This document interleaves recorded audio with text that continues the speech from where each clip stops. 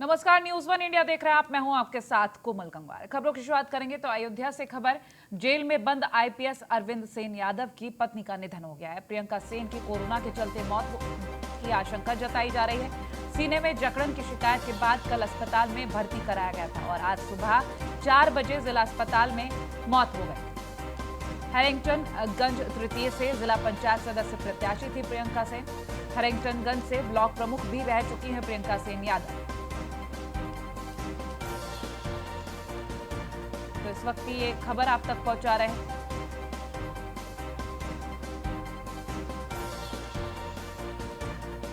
तो अयोध्या से ये खबर, जेल में बंद आईपीएस अरविंद सेन यादव की पत्नी का निधन हो गया है। प्रियंका सेन यादव की कोरोना के चलते मौत की आशंका जताई जा रही है।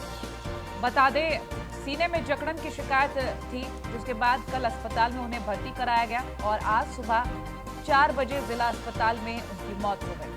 हैरिंगटनगंज तृतीय से जिला पंचायत सदस्य प्रत्याशी थी प्रियंका और साथ ही आपको ये भी बता दें, हैरिंगटनगंज से ही ब्लॉक प्रमुख भी रह चुकी हैं प्रियंका सेन यादव।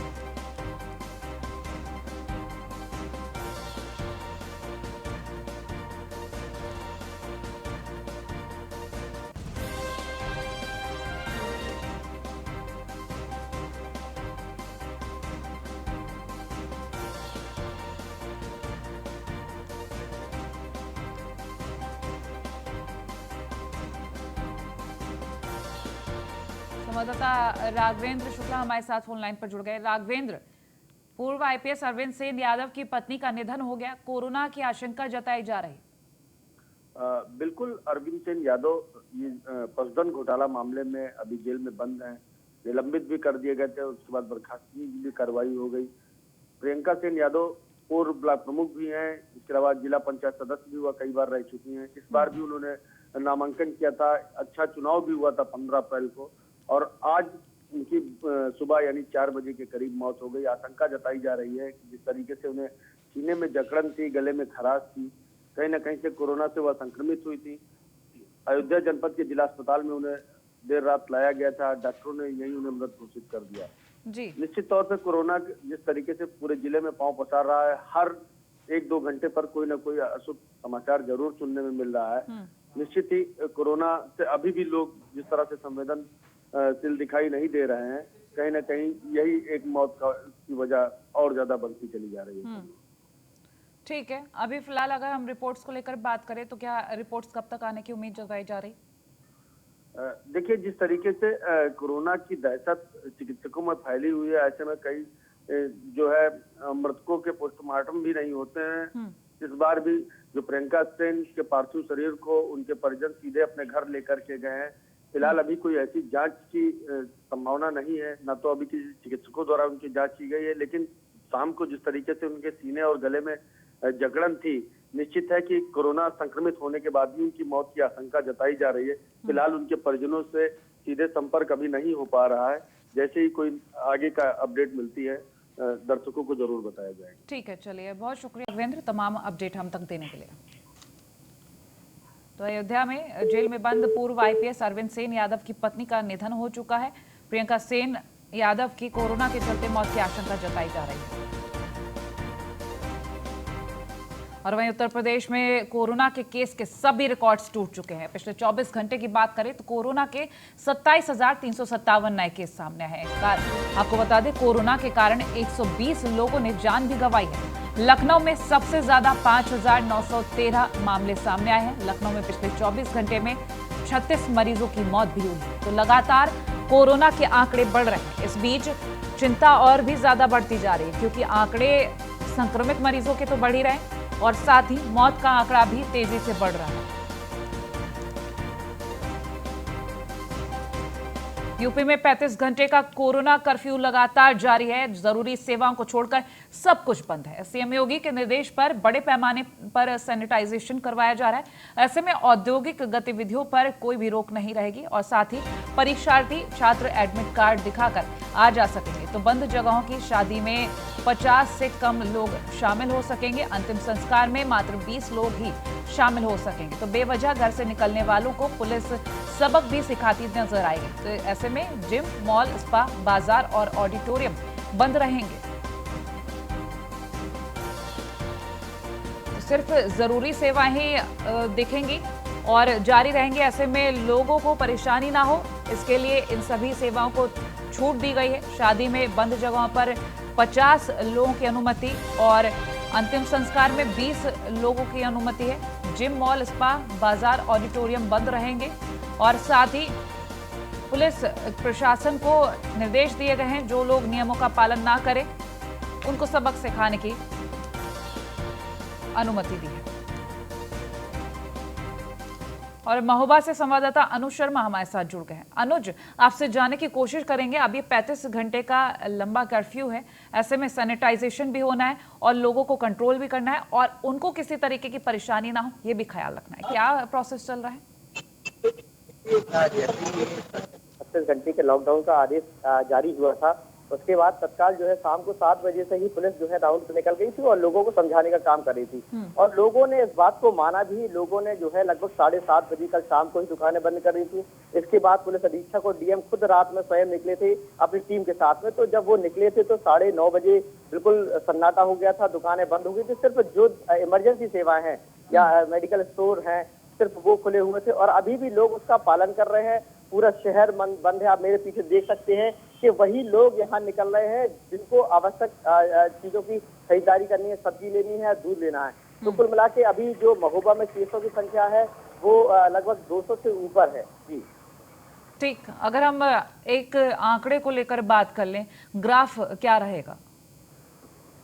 देखिए, लगातार जो है यहाँ पे सैनिटाइजर का काम भी चल रहा है और जो बाहर से आने वाले यात्री हैं उनकी भी जो है जांचें की जा रही हैं। और खास तौर पे जिले में 2 कोविड हॉस्पिटल बनाए गए हैं। कुलपहाड़ में 75 हॉस्पिटल का बनाया गया, एक 75 बेड का जो है श्रीनगर सीएचसी बनाया गया है। तो कुल मिला के प्रशासन कहीं भी चूक नहीं करना चाहता है, वो पहले से ही सारी तैयारी करके चल रहा है। तो कुल मिला के लगातार जो ट्रेन से भी यात्री आ रहे हैं उनके लिए एम्बुलेंस लगी हुई है, वहाँ भी जाँच चल रही है। बसों से सारे रूट पर जो अलग अलग रास्ते हैं उन सब में जहां बसें उतरती हैं, प्राइवेट बसें आती हैं या रोडवेज की बसें आती हैं, तो लगातार उनकी जांचें हो रही हैं। अगर उनमें कोई कोविड पेशेंट निकलता है तो उनको भर्ती कराया जा रहा है। जी ठीक है, बने रहिए आप हमारे साथ। कानपुर से संवाददाता रमन गुप्ता भी जुड़ गए हैं। कानपुर की स्थिति जानेंगे रमन से। रमन, अगर हम कानपुर में सबसे पहले आंकड़ों को लेकर बात कर लें, क्या कुछ कह रहा आंकड़ा? जी कोमल, आपको बता दूं कि लगातार कानपुर में आंकड़े बढ़ते जा रहे हैं जो बेहद चौंकाने वाले हैं। लगातार कानपुर में कोरोना के जो पेशेंट हैं वो लगातार बढ़ते जा रहे हैं। अगर हम बात लॉकडाउन की करें तो आज पूरे दिन लॉकडाउन की स्थिति रहेगी। इस वक्त हम कानपुर के रोड पे खड़े, आप देख सकते हैं कि अभी भी लोगों का आवागमन जारी है। लोग अभी भी अपने घरों से निकल रहे हैं, अभी भी जो है पालन नहीं कर रहे हैं। जिस तरह से लगातार शासन और प्रशासन लोगों को चेता रहा है कि अपने घरों पर रहिए। आज संडे है, संडे के लॉकडाउन की भी, लेकिन आज भी जो लोग अपने घरों से नहीं निकल रहे, जिसकी वजह से केसेस बढ़ते जा रहे हैं। अगर बात स्वास्थ्य विभाग करें कानपुर में, तो ना ही सीएमओ फोन उठा रहे हैं, ना ही डीएम फोन उठा रहे हैं, ना ही हॉस्पिटल्स में बेड खाली है, ना ही सिलेंडर की व्यवस्था है। इसका कारण यह है कि घंटों लोग जाकर अस्पतालों में लाइन लगा रहे हैं, बेड की स्थिति खराब है, आइसोलेट लोगों को घर में ही कर दिया जा रहा है। लेकिन जो आंकड़े हैं दिन पर दिन बढ़ते जा रहे हैं। कुमार जी ठीक, अनुज बने रहिए आप हमारे साथ। रमन, आप भी बने रहिए। जिस तरीके से अगर हम कोरोना को लेकर बात करें, 35 घंटे का लंबा कर्फ्यू और इस बीच सैनिटाइजेशन की प्रक्रिया रहेगी। साथ ही आपको ये भी बता दें, लगातार निर्देश हैं सीएम योगी की तरफ से कि कोरोना नियमों का पालन करवाना है और अगर लोग नियमों का पालन नहीं करते हैं तो सख्त कार्रवाई के भी निर्देश हैं। तो ऐसे में हम एक बार फिर से कानपुर का रुख करेंगे। रमन, अगर कानपुर में हम सैनिटाइजेशन को लेकर बात कर रहे हैं और लोगों की जागरूकता को लेकर बात कर रहे हैं, क्योंकि बीच में जागरूकता बिल्कुल खो सी गई। 16 जनवरी वो तारीख जब से वैक्सीनेशन शुरू हुआ, लोगों में जो भय था वो खत्म हो गया, क्योंकि उन्हें शायद कहीं ना कहीं ये लगने लगा कि वैक्सीनेशन के बाद से अब कोरोना खत्म हो जाएगा, जो कि बहुत बड़ी गलतफहमी थी। फिलहाल अगर लोगों में अब डर और जागरूकता को लेकर बात करी जाए तो जी बिल्कुल, आपको बता दें कि जो लोगों में अब डर है, तो कोविड का जो दूसरा स्ट्रेन ऐसा है जो काफी खतरनाक है, जिसको लेकर लोगों में अब कहीं ना कहीं डर व्याप्त है व्याप्त है। इसी वजह से लोग अपने घरों से नहीं निकल रहे हैं। लेकिन अगर बात की जाए स्वास्थ्य महकमे की, तो स्वास्थ्य महकमा कानपुर में पूरी तरह से लचर है। सीएमओ हो या कानपुर का कोई भी स्वास्थ्य अधिकारी हो, वो उसने पूरी तरह से हाथ खड़े कर दिए हैं। लेकिन लगातार जो जिला प्रशासन है, डीएम हो, ये कमिश्नरेट कानपुर में लागू है, पुलिस है, लगातार लोगों को समझाने का प्रयास कर रही है कि अपने घरों पर रहिए, अपना ख्याल खुद रखिए। लेकिन अगर बात स्वास्थ्य महकमे की की जाए, वो सिर्फ कागजों पर ही चल रहा है। धरातल की स्थिति है वो बेहद खराब हो चुकी है। कानपुर में लगातार कोविड के केसेस बढ़ते जा रहे हैं। पिछले 24 घंटे के अंदर 2000 केसेस कानपुर में सामने आए। जैसे जैसे स्थितियां बढ़ती जा रही वैसे वैसे स्थितियां खराब होती जा रही हैं। आज रविवार का दिन है, अगर बात सैनिटाइजेशन की जाए तो अभी तक फिलहाल नगर निगम के कई कर्मचारी भी लगाए गए हैं, कई गाड़ियां लगाई गई हैं कि जो मोहल्ले मोहल्ले जाकर रोड से छिड़काव करेंगे। लेकिन ठीक अभी है तक फिलहाल रमन, बहुत कोई भी ऐसी शुक्रिया। व्यवस्था अनुज, नहीं आपका दिखी भी है। शुक्रिया तमाम अपडेट हम तक पहुंचाने के लिए। तो कोरोना को लेकर भयावह स्थिति बनी हुई है। प्रदेश भर में सरकार की तरफ से कोशिश की जा रही है कि आंकड़ों पर नियंत्रण पाया जाए और जनता की भी मदद मांगी जा रही है। जनता जितना सहयोग करेगी उतनी जल्दी कोरोना पर नियंत्रण पाया जाए। खबरों में आगे बढ़ेंगे तो नोएडा से खबर, कोरोना को लेकर प्रशासन की बड़ी कार्रवाई सामने आई है। प्रशासन ने बिना मास्क के घूम रहे 18 लोगों का चालान काटा है। मास्क न पहनने वालों से 6,21,000 रुपए का जुर्माना वसूला गया है। नियमों का उल्लंघन करने वाले 103 लोगों के खिलाफ मामला दर्ज किया गया है। 1,719 वाहनों का चालान काटा गया है और 9 वाहन सीज किए गए हैं।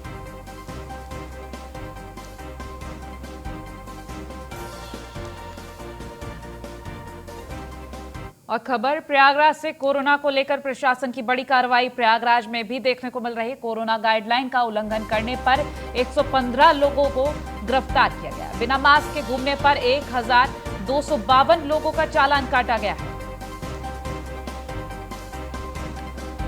तो सीएम योगी की तरफ से जारी निर्देश के अनुसार ये बड़ी कार्रवाई की जा रही है।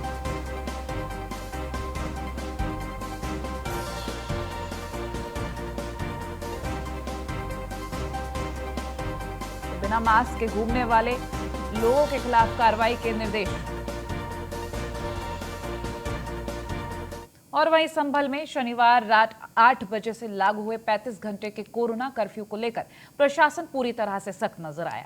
कोरोना कर्फ्यू का शहर से लेकर गांव तक में पालन कराया जा रहा है और जो लोग नियमों का उल्लंघन करते हुए नजर आ रहे हैं उनके खिलाफ कार्रवाई भी की जा रही है। कोरोना कर्फ्यू का पालन करवाने के लिए एसडीएम, सीओ और थाना अध्यक्ष अपने अपने क्षेत्रों की निगरानी कर रहे हैं। देर रात जिलाधिकारी संजीव रंजन खुद भी कोरोना कर्फ्यू का निरीक्षण करने के लिए सड़क पर उतरे। एक्चुअली जैसा आप लोगों को मालूम है कि संभल में हमें सबसे ज़्यादा केसेज मिल रहे हैं। इसका संभल को लेकर हम खास सतर्क हैं और इनफैक्ट अभी रात को 8 बजे से लेकर सोमवार को 7 बजे सुबह तक जो है कंप्लीट बाजार बंद रहेगा। और इस संबंध में सभी एहतियातन सारे जो इंतजाम वो हमारे द्वारा कर लिए गए हैं और लोगों से अपील की गई है कि दुकान न खोलें और साथ में जिनको आवश्यक किसी चीज़ की आवश्यकता पड़ती है वैसे स्थिति में आप बाहर निकलें, लेकिन आप मास्क का प्रयोग करें। मास्क की जुर्माने की राशि बढ़ा दी गई है शासन के द्वारा, तो ऐसी नौबत ना आए कि जुर्माने की राशि वसूल करनी पड़े। हमें आप लोगों के माध्यम से सबसे अपील भी करनी है कि इसमें हमारा सहयोग करें, तभी कोरोना का। ग्रेटर नोएडा से खबर, मासूम बच्चों के भविष्य के साथ खिलवाड़ कर रहे गांजा तस्कर। मासूम बच्चों के माध्यम से गांजे की तस्करी की जा रही है। नन्हे मुन्ने बच्चों को गांजा तस्करी में शामिल किया जा रहा है। ग्रेटर नोएडा के मेट्रो स्टेशन के नीचे खुलेआम गांजा बेचा जाता है। मासूम बच्चों के माध्यम से गांजे की तस्करी कराई जाती है। न्यूज़ 1 इंडिया के कैमरे में कैद हुए गांजा बेच रहे बच्चे। तो ग्रेटर नोएडा से इस वक्त ये खबर और तस्वीरें दिखा रहे हैं बच्चों से गांजा कैसे बिकवाया जा रहा है, इन तस्वीरों से देखिए। फिलहाल में लगातार नोएडा पुलिस के द्वारा जो गांजा तस्करों पर कार्रवाई की जा रही है, उससे गांजा तस्करों के द्वारा अब नए नए तरीके आजमाए जा रहे हैं। अभी कुछ देर पहले मेरे द्वारा ही यहाँ पर ग्रेटर नोएडा के सेक्टर डेल्टा 1 में जो मेट्रो स्टेशन है, इसके नीचे से एक पुड़िया खरीदी गई। इस पुड़िया की कीमत जो मुझे बताई गई, वहाँ पर एक छोटा बच्चा था जिसके द्वारा ये पुड़िया मुझे 100 रुपये में दी गई। अब एक बड़ी चीज़ यहाँ पर देखने को मिलती है कि जो छोटे नन्हे मुन्ने बच्चे हैं, उनके द्वारा अगर गांजे की सप्लाई की जाएगी, गांजा तस्करों को अगर उन्हें अपने काम में शामिल किया जाएगा, तो ऐसी स्थिति में उन बच्चों के भविष्य का क्या होगा? क्या वो आगे चल के अगर पुलिस टीम भी उन पर कार्रवाई करती है तो ऐसे में बड़ा सवाल खड़ा होता है कि वो बच्चे हैं, उनको इस संबंध में कोई जानकारी नहीं कि उनके द्वारा क्या काम किया जा रहा है, लेकिन उनको कोई छोटा मोटा लालच देकर के उनको इस काम में शामिल कर लिया जाता है और उनसे गांजा तस्करी कराई जा रही है। अब ऐसे में जो ये छोटे बच्चे हैं, उनकी जो आगे का जो भविष्य है उसको जहाँ कहीं ना कहीं सरकार की तरफ से भी अलग अलग प्रयास किए जा रहे हैं बच्चों की पढ़ाई के लिए, बच्चों को आगे बढ़ाने के लिए, उनके भविष्य को संवारने के लिए। लेकिन यहाँ जो स्थिति है, ऐसे में अगर पुलिस उन पर कार्रवाई करती है तो कहीं ना कहीं उनका भविष्य बिगड़ता है, और वहीं दूसरी तरफ अगर उन पर कार्रवाई ना करती है तो ऐसी स्थिति में वो बच्चे आगे जो चल के गांजा तस्कर ही बनेंगे, क्योंकि जो जिस तरह के कामों में अभी वो संलिप्त है तो कहीं ना कहीं उसी तरह के जो नेटवर्क में आगे वो बढ़ते चले जाएंगे। तो ऐसे में अब देखना होगा कि नोएडा पुलिस ऐसे जो गांजा तस्कर हैं जिनके द्वारा बच्चों के भविष्य के साथ में खिलवाड़ किया जा रहा है, उन पर क्या कार्रवाई करती है। गेट नोएडा से ललित पंडित, न्यूज़ 1। संवाददाता ललित पंडित हमारे साथ लाइव जुड़ गए हैं, उनसे अपडेट लेते हैं। ललित, बच्चों के भविष्य के साथ खिलवाड़ किया जा रहा है, जिस उम्र में उनके हाथों में किताबें होनी चाहिए, गांजा थमा दिया गया है, तस्करी में भेजा जा रहा है और इनका भविष्य इस तरीके से तो बर्बाद करा जा रहा है। जी बिल्कुल, ये एक बड़ा मुद्दा है। जिस तरह से देश का भविष्य है, जो बच्चे हैं, जो छोटे छोटे नन्हे मुन्ने बच्चे हैं, मासूम बच्चे जिनको सही गलत का ज्ञान नहीं है, ऐसे बच्चों को इस तरह के जो आपराधिक कृत्यों में शामिल कर लिया गया है और उनके द्वारा ये गांजा तस्करी का काम उन छोटे छोटे नन्हे मुन्ने बच्चों से कराया जा रहा है। ये बच्चे मेट्रो स्टेशन के आसपास में खड़े होते हैं, कोई भी आकर के अगर इनसे किसी चीज की मांग करता है तो ये फिर अपने साथ में आगे दुकान तक उस बच्चे को लेकर, उस व्यक्ति को लेकर के जाते हैं और वहां से फिर ला करके जो भी जिस भी चीज की आवश्यकता होती है, जैसे कि अभी मैंने बताया कि जो हमारा जो न्यूज़ 1 इंडिया कैमरे में जो कैद हुआ वीडियो, उस वीडियो में एक बच्चा एक दुकान तक लेकर के जाता है, वहां से जाकर के वहां से ला करके वापस हमें एक गांजे की पुड़िया ला करके देता है। जो गांजे का जो पैकेट होता है उसे ये लोग पुड़िया कहते हैं और उस पुड़िया की कीमत 100 रुपए रखी गई है। वहीं जब इसके बच्चे के साथ में इसकी माँ भी वहां पर मौजूद थी, उनसे इस संबंध में बात करने का हम लोगों के द्वारा प्रयास किया गया और उसकी माँ का साफ तौर पर कहना था कि सिर्फ 20 रुपए 80 रुपए में वो पैकेट उसे मिलता है और 100 रुपए में वो उसे सेल करती है। 20 रुपए के लिए उसने अपने बच्चे को भी इस पूरे कृत्य में शामिल किया हुआ है। तो कहीं ना कहीं ऐसे में एक बड़ा सवाल खड़ा होता है कि जो बच्चे हैं, जो देश का भविष्य है, जिनके लिए प्रदेश सरकार और देश की सरकार भी अलग अलग योजनाएं ला करके उनकी पढ़ाई लिखाई और उनको आगे बढ़ाने के लिए तरह तरह के प्रयास कर रही है, वहीं कुछ लोग ऐसे हैं कि जो ऐसे बच्चों के भविष्य। बहुत शुक्रिया कार्यों के लिए। और लखनऊ से खबर, राज्य निर्वाचन आयुक्त का फैसला सामने आया है। 9 जिलों के 20 पोलिंग बूथों पर फिर से होगी वोटिंग। 21 अप्रैल को फिर से डाले जाएंगे वोट। तो प्रयागराज के सोराव में फिर से वोट डाले जाएंगे और आगरा के फतेहाबाद, जगनेर के चंदसौरा में फिर से वोटिंग होगी। जौनपुर के जलालपुर, रामपुर के शाहाबाद में 2 बूथों पर वोटिंग होगी। अयोध्या के मिल्कीपुर, सोहावाल में भी फिर से वोटिंग होगी। हरदोई, रायबरेली के एक बूथ पर फिर से वोट डाले जाएंगे।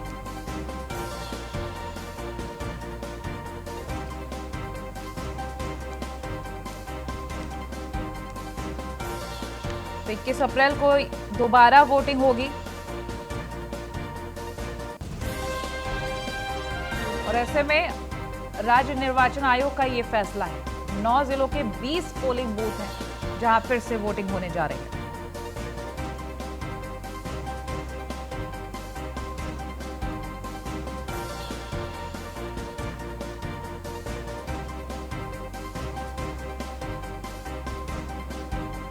आगरा के फतेहाबाद, जगनेर के चंदसौरा में फिर से वोटिंग होगी। जौनपुर के जलालपुर, रामपुर के शाहाबाद में 2 बूथों पर वोटिंग होगी। अयोध्या के मिल्कीपुर, सोहावाल में भी फिर से वोटिंग होगी। हरदोई, रायबरेली के एक बूथ पर दोबारा मतदान होगा। राज्य निर्वाचन आयोग का ये फैसला है। 9 जिलों के 20 पोलिंग बूथों पर फिर से वोटिंग होनी है।